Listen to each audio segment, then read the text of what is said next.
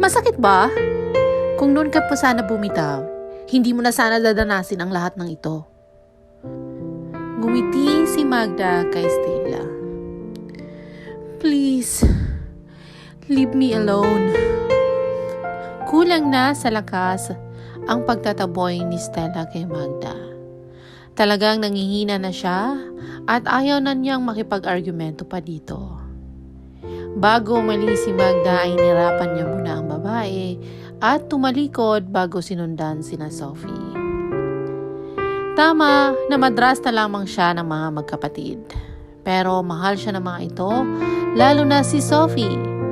Siya na kasi ang kinalalang mga magulang o ina nito. Simula nang magkahiwalay ang mga magulang niya. Maliit pa noon si Sophie at malaki ang agwat ng edad nito kay Charles.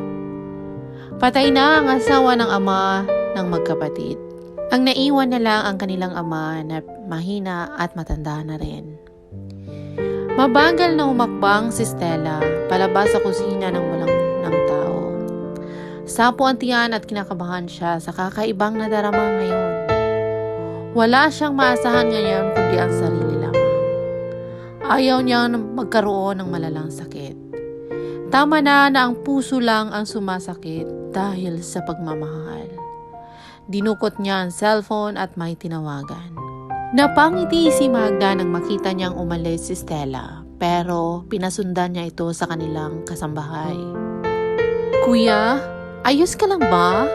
Nagtatanong na nag-aalalang si Sophie. Ayos lang ako. Iwan mo muna ako. Nakakonsensyang pagtitig si Sophie sa kapatid. Puro sakit sa ulo lang ang binibigay niya nito. Pero hindi niya mapilit ang sarili na tanggapin si Stella bilang asawa nito. Lahat ng gusto niya ay binibigay sa kanya ng kapatid. Mahal na mahal siya nito, pero nabawasan iyon mula nang maging asawa niya si Stella. Iho! Umalis si Stella at mukhang dinaramdam ang mga nangyari kanina. Nagmamadaling sumumbong si Magda kay Charles. Mabilis naman dinampot ni Charles ang cellphone na nasa maliit na lamesa at tangkang tatawagan niya ang asawa, ngunit biglang may tumawag sa kanya. Babe, I miss you! Matinis na tinig ng babae mula sa kabilang linya. Si Elizabeth ba yan, kuya? Nangahalagak na tanong ni Sophie sa kapatid. Tumango lang si Charles sa kapatid at walang salitang ipinasa rito sa katawagan. Hello, Besh!